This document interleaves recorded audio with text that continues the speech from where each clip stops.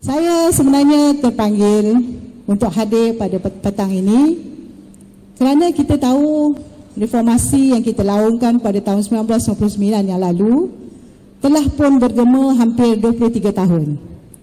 Wilayah adalah satu tempat yang tidak kurang, ya, ataupun tidak ketinggalan di dalam meletakkan lanskap politik ini ke depan, dan akhirnya kita telah pun berjaya di Selangor ini menetapkan pelbagai, ya, ramai orang calon-calon ataupun yang berhormat terutamanya di wilayah sendiri. Kita tahu 11 daripadanya kan adalah bermula daripada reformasi, lepas itu Selangor dan sebagainya. Tetapi apa yang ingin kita lihat sekarang ini, bila parti bertambah maju ataupun tambah berkembang dan sebagainya, kita seseolahnya tidak pasti lagi ke macam mana kita nak pergi, ya. Kita menang state, kita menang semuanya, tetapi saya selaku yang bertuah berada di dalam parti ini semenjak permulaan. Saya ingat lagi pemilihan 2000 di Kemaman, sayalah setiausahanya, usaha kerjanya yang mengolah persidangan ataupun pemilihan pertama untuk penubuhan sayap wanita pada ketika itu.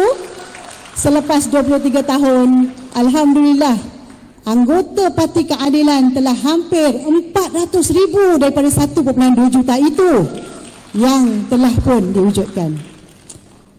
Tetapi ada tapinya, ya. 400,000 ini adalah jumlah yang tinggi. 400,000 ini, wanita ini perlu diuruskan. Siapa yang patut uruskan? Apakah itu tanggungjawab hanya anggota wanita? Ianya patut dipertanggungjawabkan kepada semua. Isu wanita ini adalah isu kita. Sebab kita punya ibu, kita punya kakak, kita punya adik perempuan, kita ada isteri yang perlu diberikan satu penumpuan masa depan mereka. Betul atau tidak? Betul kan? Jadi dengar baik-baik saya nak cakap ni. Ada sebab lah cakap tu kan. Dengan itu saya rasakan dah sampai masanya. 23 tahun kita menguruskan wanita. Wanita di sudut kuantitinya kita telah berbangga.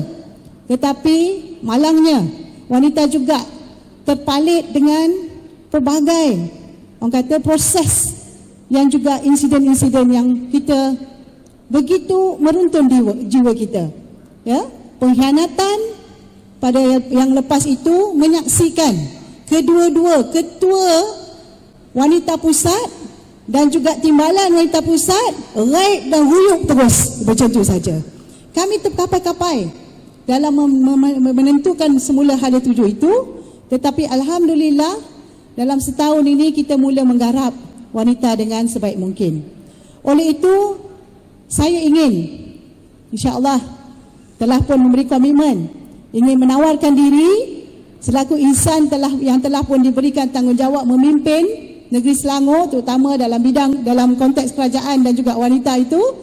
Saya ingin menawarkan diri menjadi calon ketua wanita pusat Malaysia. Saya tidak pandai, saya tak pandai berbicara, tapi saya boleh buat kerja, insya-Allah. Saya akan buat kerja, dan kerja saya boleh tengok apa yang saya telah buat di Selangor selaku Exco Kerajaan Negeri. Saya pernah memegang jawatan dan saya pernah letak pun jawatan, ya. Ada benda yang bila saya tak suka ataupun saya tak boleh pergi dengan kepimpinan itu, saya letak jawatan, ya. Contoh dalam isu berlaku dengan krisis Menteri Besar pada 2014 di Selangor, saya sendiri letak jawatan sebab saya tak boleh pergi, ya. Bila kita berhadapan dengan krisis antara parti dengan individu, saya pilih Parti Keadilan. Jawatan itu tidak menjadi masalah, ya. Kalau diberi tanggungjawab, kita ambil.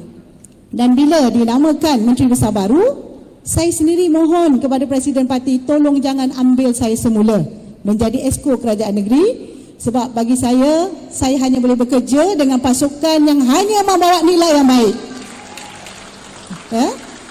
Jadi itu pandangan peribadi saya, dan alhamdulillah saya tak sangka juga bila telah pun, saya ingat lagi bila Datuk Seri Wan Azizah ingin dia bercakap dengan saya, Roziah you bertanding Parlimen.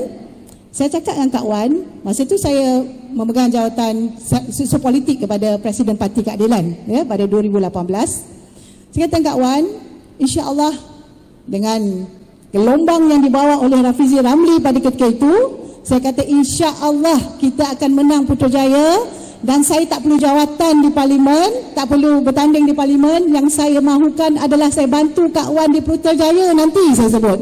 Jadi saya kekal jadi adun cukup, saya cakap. Jadi adun tu cukup memadai dan di situ alhamdulillah saya kotakan janji saya, walaupun ada tawaran pada kita itu, saya kata saya menolak. Sebab kita nak menolong seorang insan besar yang memimpin kerajaan pada ketika itu. Okey. Seterusnya saya rasakan perjalanan kita telah pun mencapai ke satu tahap, kita diberi mandat, selepas itu kita juga dijatuhkan semula oleh rakyat. Jadi hari ini kami Barisan Kepimpinan Wanita terpanggil untuk datang dan bangkit dan memimpin parti ini, dan insya-Allah pasukan saya adalah pasukan yang saya rasa boleh bekerja dan kuat kerjanya. Ya. Tapi pastilah kita nak cari orang yang perfect, pastilah tidak ada. Ada kelemahan di sana sini, itu biasa. Tetapi yang penting mereka setia, mereka pegang kepada prinsip perjuangan dan mereka tahu ke mana mereka nak hala tuju dan nak menangkan pilihan raya akan datang. Ya. Jadi itu saya juga ada beberapa perkara yang ingin saya buat, saya nak kongsikan ya sikit je, iaitu wanita keadilan nanti insya-Allah di bawah kepimpinan saya ada dua perkara besar yang saya ingin lakukan. Pertama, di dalam organisasi Parti Keadilan Wanita khususnya, saya akan memperbetulkan 3 perkara ataupun membawa agenda 3 perkara. Ya. Pertama, agenda kepimpinan wanita yang perlu diperhebatkan lagi.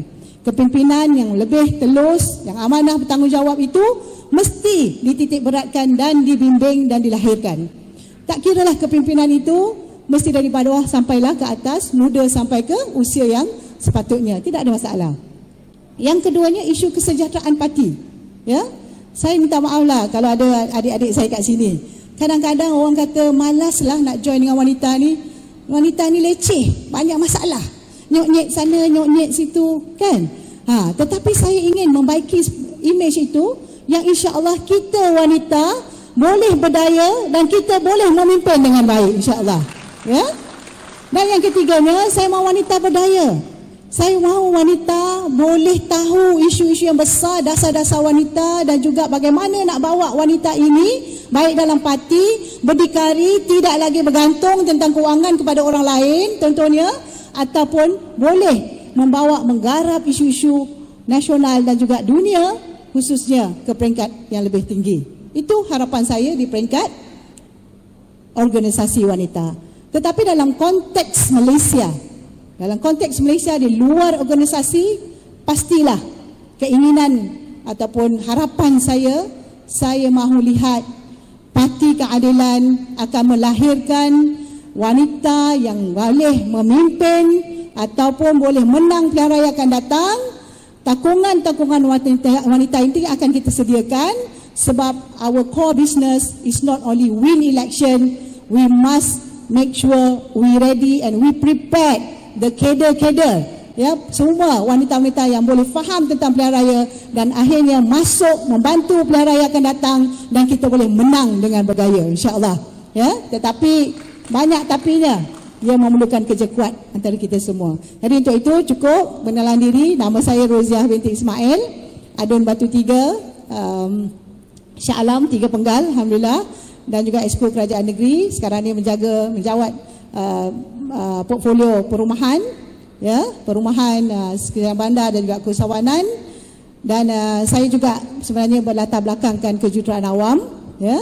Dah bercucu insya-Allah, tetapi alhamdulillah Allah izinkan kesihatan masih baik dan mudah-mudahan dengan rezeki yang ada ini saya boleh sumbangkan kepada parti yang lebih.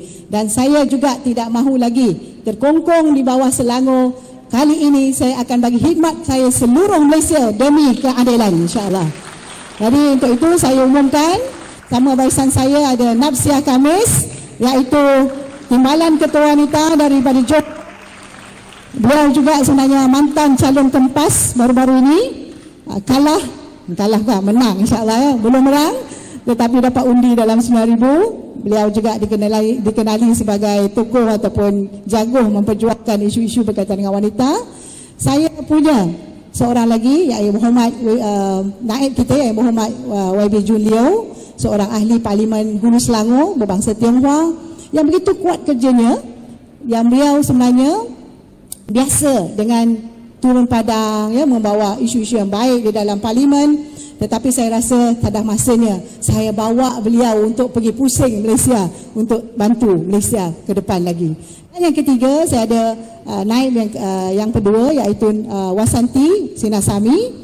Beliau seorang nama yang dikenali juga bangsa India, yang saya rasa dia cukup punya passion dan juga pengalaman yang baik, dan dia adalah mantan naib ketua wanita. Dan yang ketiganya, kita tampilkan calon muda. Siapa kata calon muda tak boleh pergi ke depan? Kita tampilkan Jun Sumanda, ya, wakil daripada Sabah. Beliau terpaksa balik sebab dia catch flight untuk balik. Kita tahulah kan Sabah ni. Tetapi saya ingin kemukakan calon-calon yang terdiri daripada anak muda, yang mereka ada katalah berbagai latar belakang, dan yang penting insya-Allah saya yakin mereka ini adalah calon yang sentiasa bekerja walaupun tidak disuruh, tetapi yang penting mereka bekerja dengan landasan yang betul. Itu sahaja dari saya. Mohon undi kepada calon ketua-ketua wanita dan naib semuanya. Assalamualaikum.